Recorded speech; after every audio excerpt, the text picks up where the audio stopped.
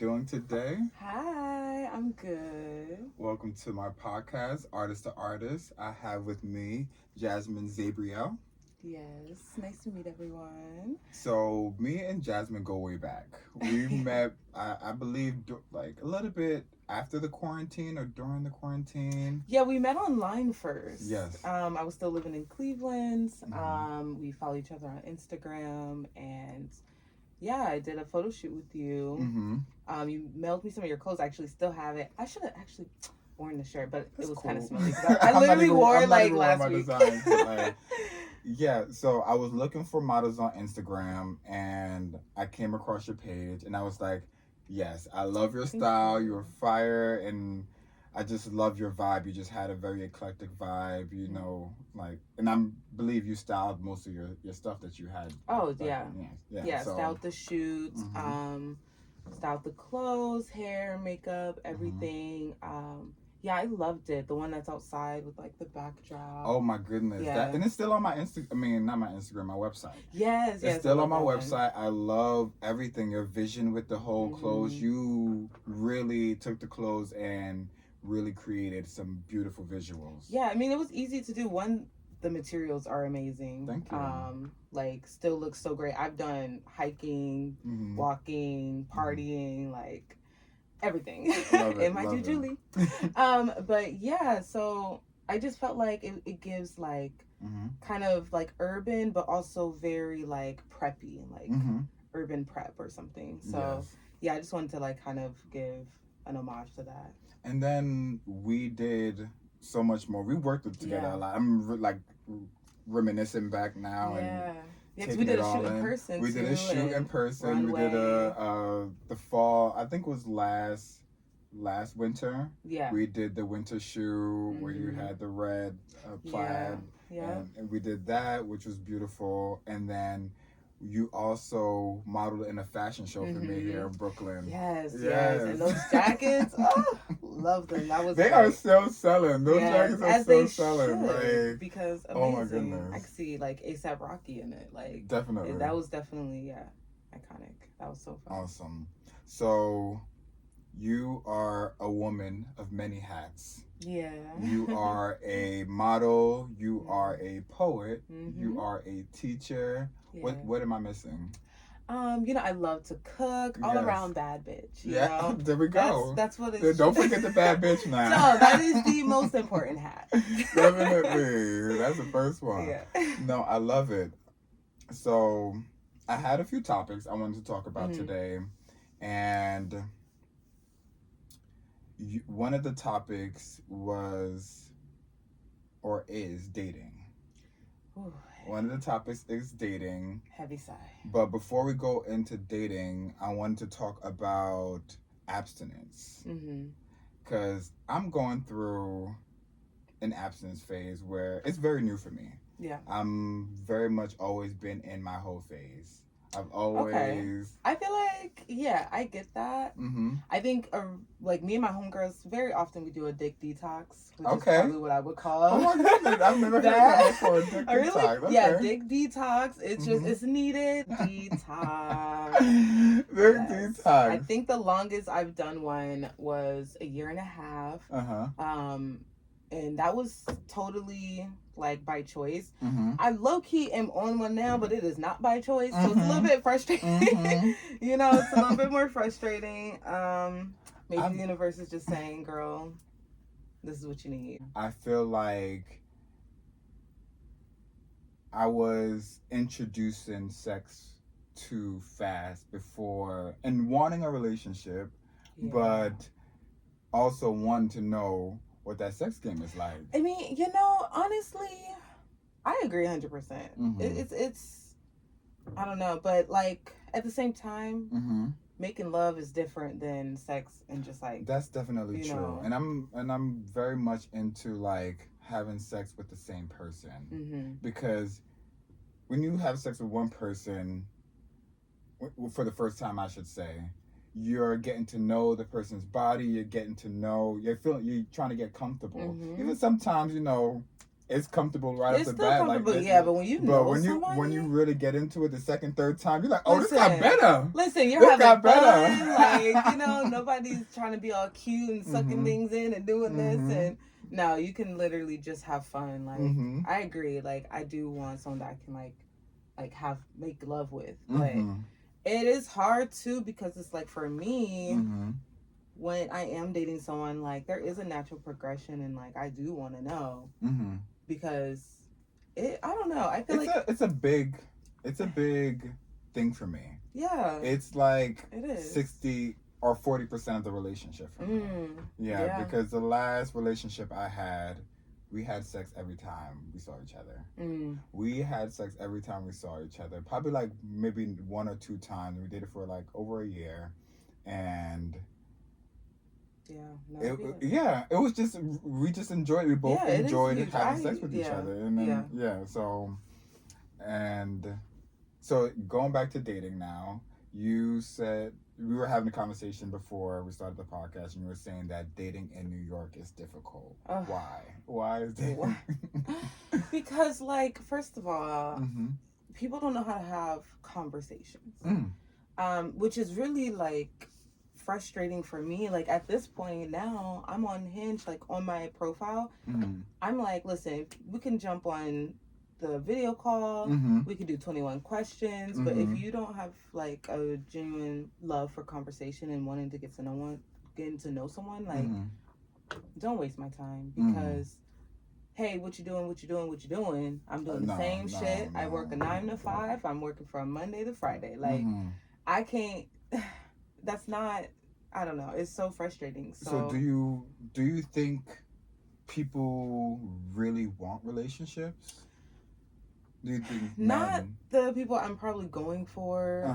So that's like a whole nother thing. But I am a judge a book by its cover in that sense. Like, when it comes to dating, I feel like if I don't initially feel like some kind of chemistry or some kind of initial attraction, it's gonna be kind of like forcing it. No, definitely. So, chemistry is everything for me. Yeah, but the people I've been attracting, I just don't think they want a relationship. No, I think they say that, and then when you actually are asking questions and getting to know them, it's like the opposite. If you don't mind me asking, when was the last time you've been in a relationship? It's going on 2 years, actually. 2 years. And my next question is, what do you feel was the best relationship you were in? Like, my last relationship. Your last relationship. Yeah, actually. Yeah, which is probably why it's like kind of hard. But my last relationship, we were friends for like 2 years. Or no, we were actually friends longer. We were friends way longer.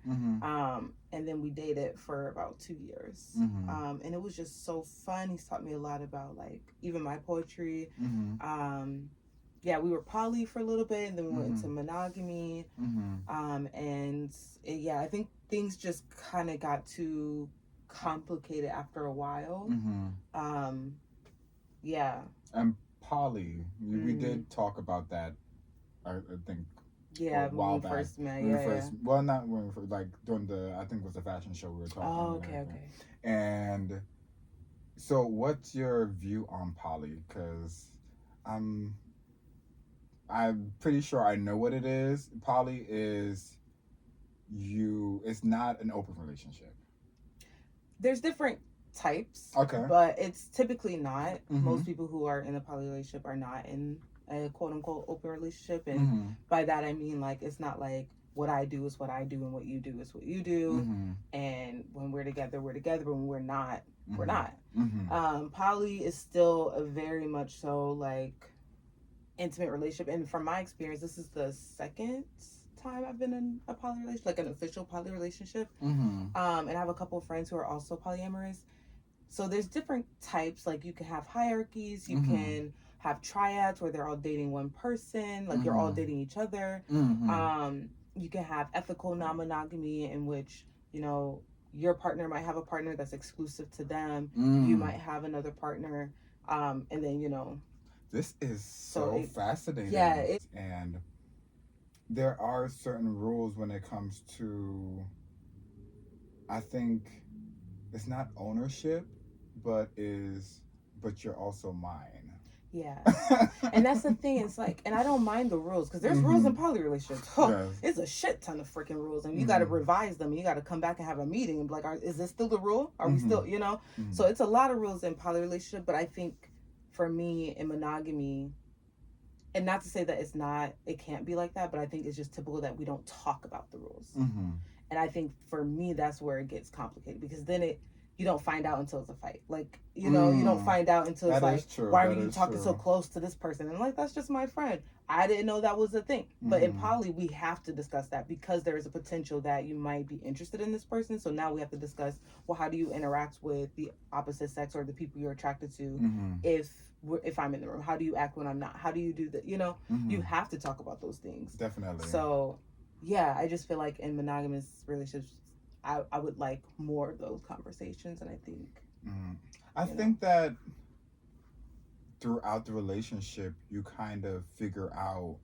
like I'm not cool with this, I'm not cool with that, like until something happens you then you realize that this is actually makes me uncomfortable. So and that's what relationships are, is like growing in the relationship and seeing what you want it to be and what you want to be, how you want to present yourself together and things like that, because like flirting and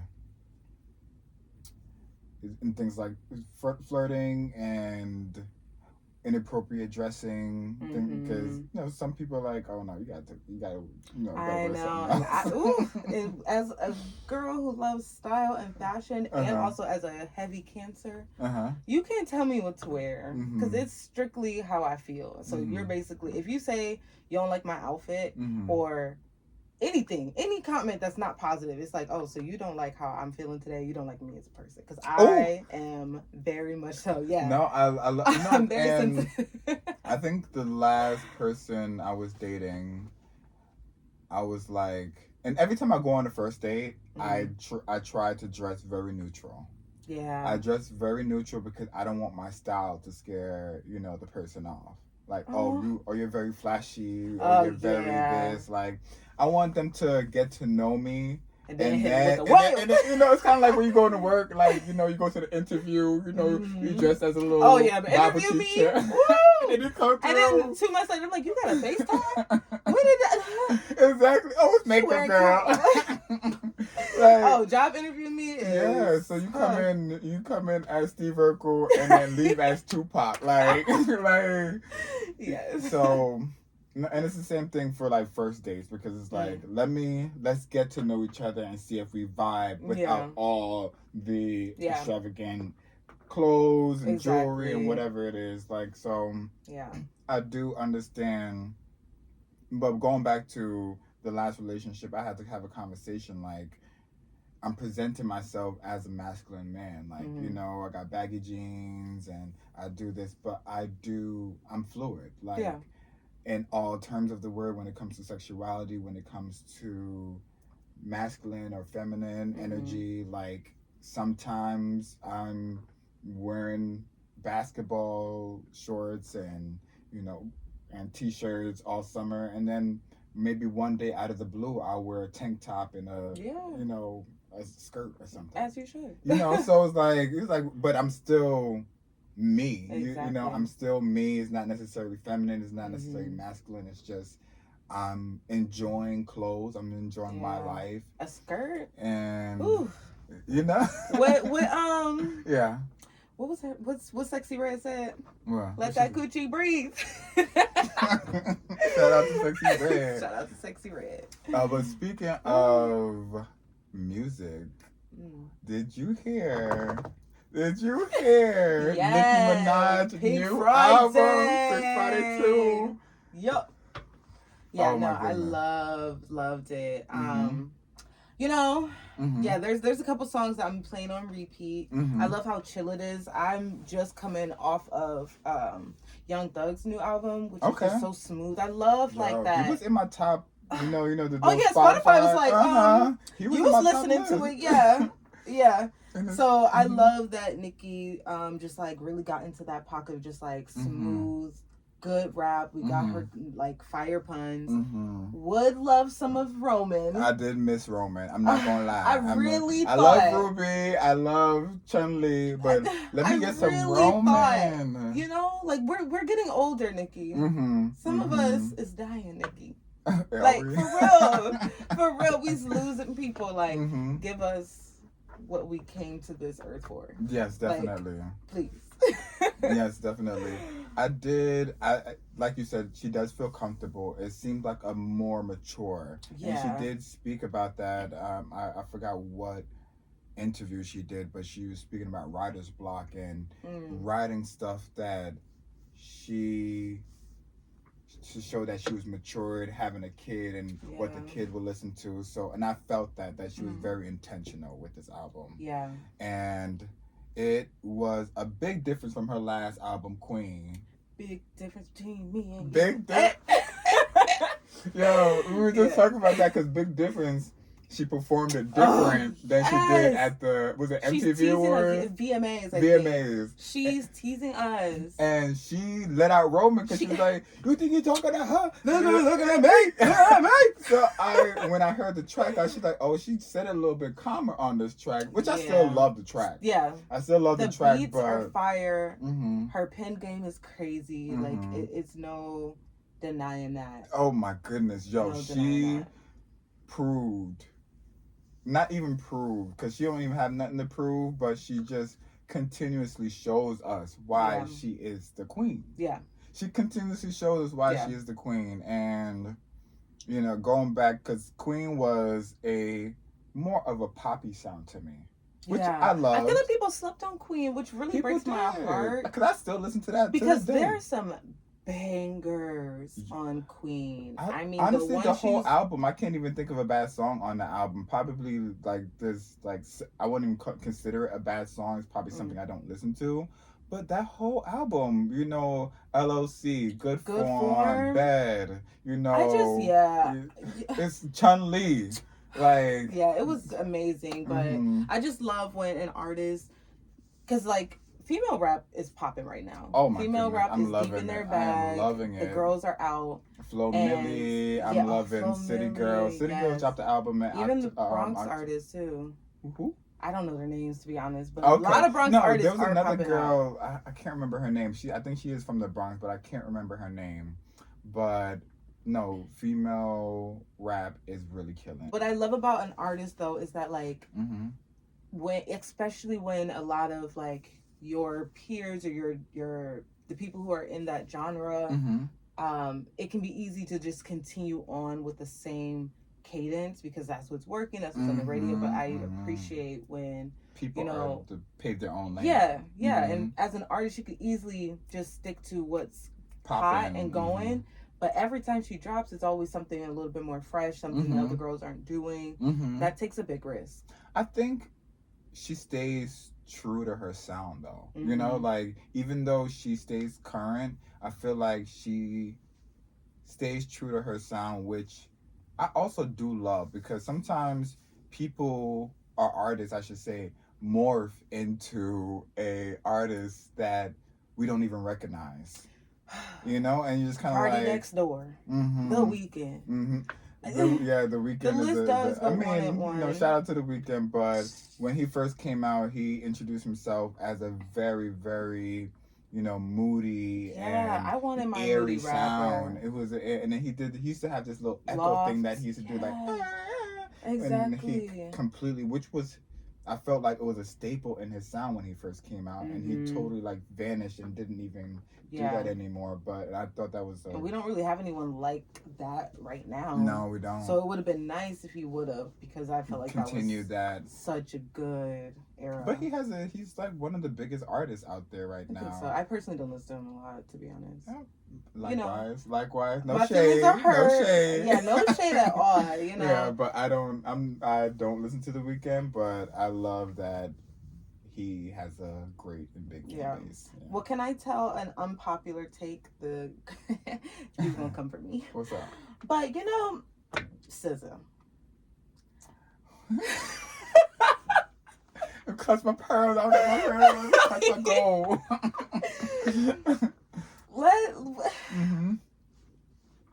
I want to like SZA. I do. Okay, girl. You know what? Is it too much? Go ahead. No, I'm gonna do it. Like, talk. Do your thing. I want to like SZA, but I just be so confused. Confused about the lyrics, the music video, how they connect. The lyrics sometimes are like, and I get it, because I mean the sound is great, but sometimes I be singing along, I'm like, ooh, I ain't saying that part. Like, you know, it'd be and not even just talking about Kill Bill, though that is like a big one. I'm surprised that everyone's like eating up right now. But there's a couple other ones. Crazy now. Listen, there's a couple other ones too where she just be like, "I'll be nothing without you," and like I just don't have any, you know, confidence in. Or like I ain't, like she has one song that's like something about big booty. Wish I had a big booty. Girl, you had a big booty your whole life. Like. But let's pause for a moment because I want to talk about something that you just said. Yeah. Which nobody talks about is reciting lyrics. Yes. Reciting lyrics and how powerful the tongue is. You know? No, because this is not, I've never heard anybody talk about this. And it's something I also omit, excuse me.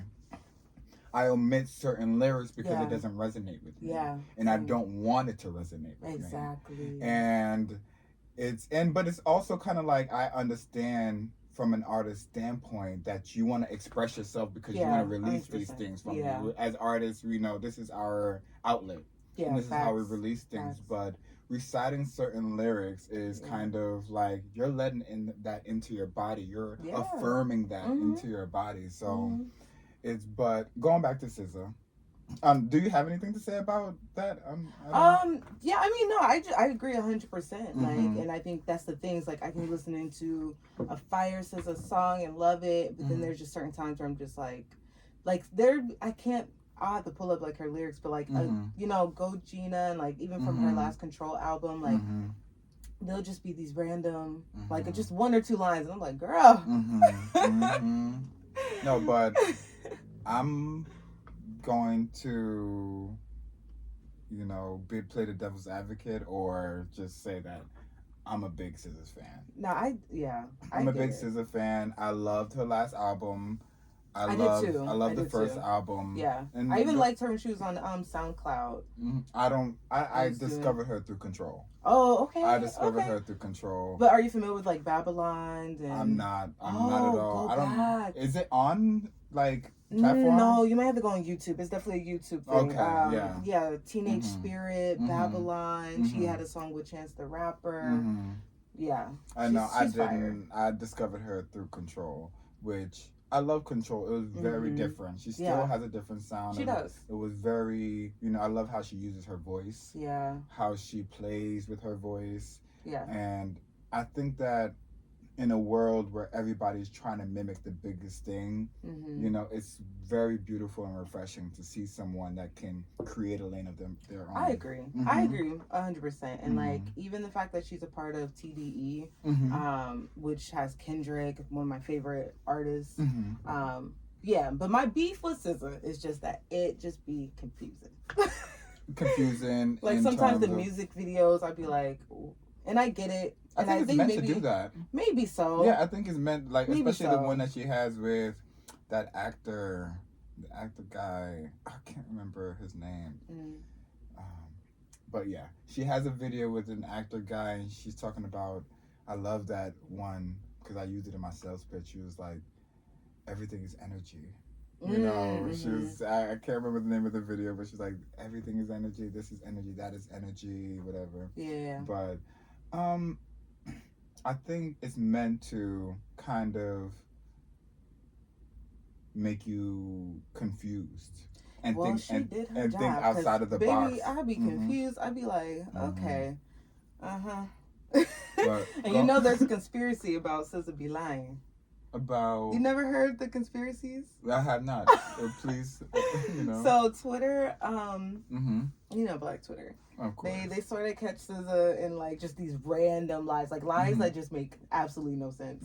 One of them is like, back in her SoundCloud days, like right before she became really big, she used to have a shit ton of freckles. Yes, I do. I do know that one. Yeah. So she used to like go on interviews and just like talk about how she used to get picked on. Like there's interviews of her being like, I used to get picked on really bad for my freckles, and like no, it's crazy because you're talking about this. I'm like, what? Okay. No, seriously, you can find it. Like she's literally like, and then even like with her hair and like, and then it turns out like, girl, this is you ain't have freckles. You had a couple, but you ain't have, You know what? I don't even know what to say. I just think that, I'm a delusional person. I love being delusional. Yeah. And you are whatever you say you are. And I mean... Yeah, I think that's a part of her, like, kind of like you said, like, it probably is intentional. She probably just trolls, honestly. That too. Because she posted on Instagram, too, like, how she's allergic to, like, mostly all vegetables and fruits. And people are, like, coming for that. And, like, kind of like a Kanye, but, like, obviously more calm, less problematic. Like just random stuff, that might be a part of her. I would like to know. Maybe it'll come out one day. She's like, I'm just trolling y'all. I do love that she's quiet. There's a lot of people that tries to get attention and do, and she's quiet. Yeah, I love, and I mean, I love people that are loud and, intentional. Yeah. People be loud and wrong, girl. You would be loud and wrong. No, we're not following your code. Yeah. But a new... person who's added to Top Dog Entertainment, Doechii. Oh. And I'm obsessed. Doechii. Living for her. Yo, she is just...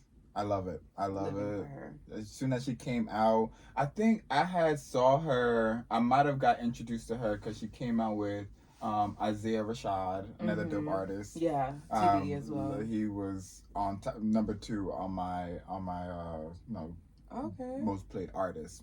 But she was on BET Awards and she did and then she did this like dance and everything. Oh, yeah. And that's when the rapper girls weren't really dancing like that. Like this is like had to be about 2-3 years ago before rap women started dancing. But yeah, Doechii is popping. I am a Meg fan. Oh, I'm definitely a Meg fan. And Stan, and ain't going nowhere anytime soon. No, like and the women are gonna have their feuds, but I'm not a part of it. That's rich people business. Like I'm not with it. I don't know none of you. Bop to whatever I bop but to. If the music is good, I'm with it. I'm there. Sign me up. And her last album, Traumazine, was fire. Oh, every time. She's just on point with where I'm at every time. Like, and everything she raps about, that's what she's experiencing. She's a fire artist. And now she's kind of reminds me of Biggie, because Biggie also talked about mental, awareness and mental health, in his raps. Yeah, a lot of his raps was, about pimping and all that stuff, but a lot of it also would go back into... like him dealing with depression and also suicidal thoughts. He has a song called Suicidal Thoughts, actually. Biggie Smalls. I need to go. He has a whole song. I need to go back and listen to Biggie. And in that song, Suicidal Thoughts, it's like you hear his heart beating fast, and then the line go out as if he did actually do it. Yeah, so people was tapped in back then too. Tapped in, yeah. Yeah, but I just love that for Meg. Yeah, I do love that when artists are able to reach deeper than I look good, I have a lot of money, I'm better than you. Yeah, exactly. I love when people are able to go deeper than that, even though I love those songs because they get me in my boss mode, Right. But I like variety. Yeah, I like variety. We do need variety. We definitely do need variety, and I love Meg's Anxiety song. Yeah, that was deep. That was and I was talking about me dealing with anxiety before we started the podcast and things like that, and I think sometimes when you're able to connect to the artist or connect to someone or something that was something that you're going through, you don't feel so alone in the battle. You don't feel so like I feel like not even like it's trauma bonding or anything like that. I think it's just that you just think you're the only person in the world going through this. It's not like you're trying to bond, but it's like everybody looks fine because we're all showing up as our best self and being happy because nobody wants to be around a moper. So it's just kind of like I do love when artists are able to do that because music is so healing. It is, yeah. Yeah, and art in general, like even with my poetry, I felt like it wasn't until I started talking about my personal issues and even just like, a lot of what I write about is like with my family or spirit, being black, and being like an American and Native. Yeah, and so like that was the turning point for me because I always felt like my poems felt like cheesy or like I had to put a mask on or like, because it wasn't actually my voice. I was writing just, what I thought people wanted to hear or what poetry was, but it wasn't until I took it more as a memoir aspect and figuring out the best way that I wanted to express it, even if I'm not saying it directly, even if I'm using food or nature or, a Basquiat photo as the message or the what is that word I'll do that. Analogy as the analogy, okay. But yeah, like, and you were really talking about your art and how sacred it is to you and your reluctance to share it. Yeah, sometimes, I feel like especially now because a lot of my poems are about like my grandparents who passed away like 2 years ago, and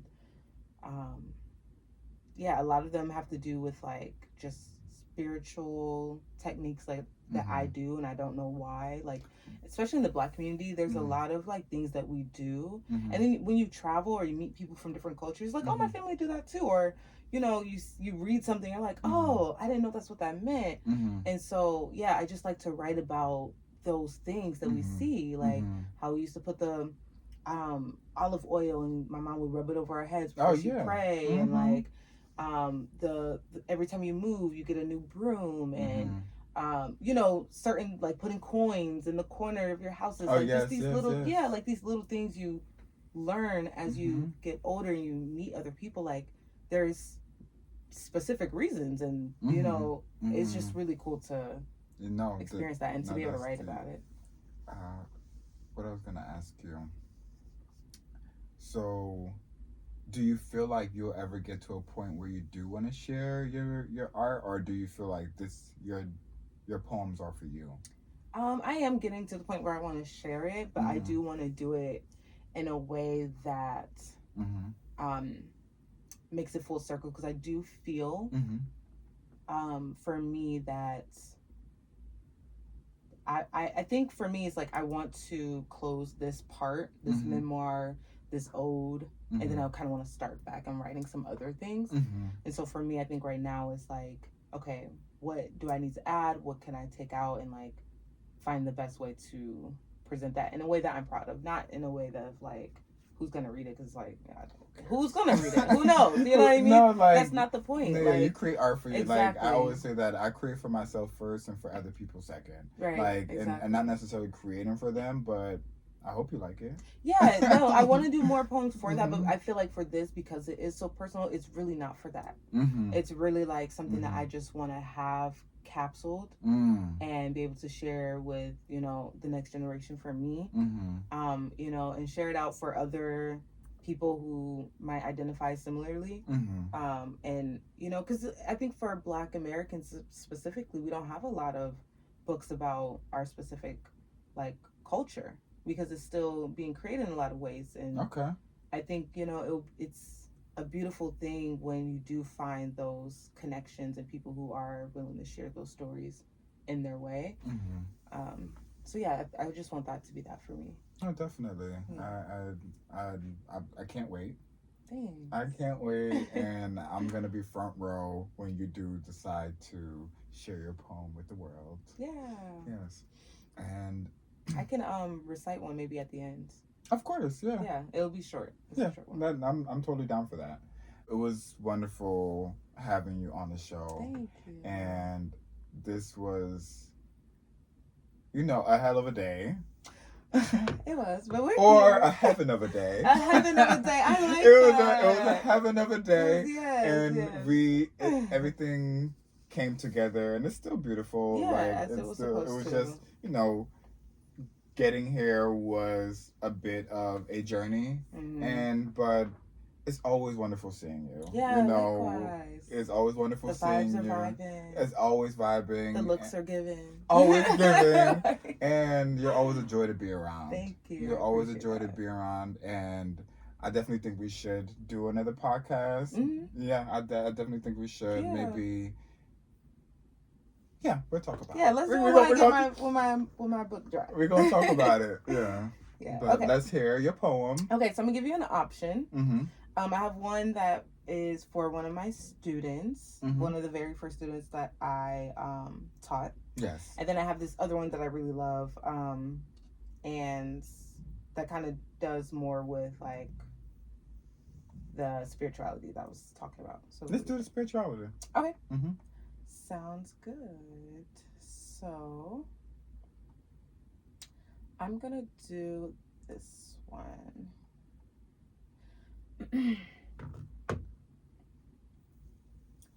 The kitchen is an altar where I convene with my ancestors. Pollinated dishes as seasons change, herbs as spiritual protection, hands work written prayers and charms, hands held tightly over rice. Hands held tightly over prayer. Hands held tightly with bowed heads. Hands over anything that could be holy. Water, oil, breath. Sacrifices to eat a good meal. Gave me my grandmother's hands. Can turn survival to full bellies. We break bread on grandma's old broken table, hoping it'll be enough to keep us together. As we laugh at all the ways we made a meal. Made it stretch. Prepare leftovers like our last supper. Just a couple fixins. Dressing always been our specialty. My first lesson in sustainability probably came from the kitchen. The freezer be a time machine, the oven a baptism, the laying of hands, and when we didn't have enough, we used ourselves, put our whole foot in it, and called it soul food. And that's it. Come on, girl. Come on. Yes. Yeah. I love it. I love it. You. Yeah, I definitely think you should do a book. Maybe even a little coffee book. It could be like something coffee table basic. book. Something like 10 to 20 poems. To get yourself started. Yeah. And I love it. I love it. It really. It doesn't have a title, but a lot of my stuff are untitled. I think I create first, and then I'll figure out the name afterwards. Yeah. But like I said, it was an honor having you on here, and we're definitely gonna have you on again to talk about more stuff, more dating, more music. Oh yeah, we need to talk about where we're going and where we're at. We're definitely gonna get some drinks after this. Yeah. Thank you guys for watching Artist to Artist. My name is Juju Lee, and this is... I'm Jazzmine. You can follow me on BlackberrySap _ on Instagram. And I hope you guys have a wonderful day. Bye. Bye.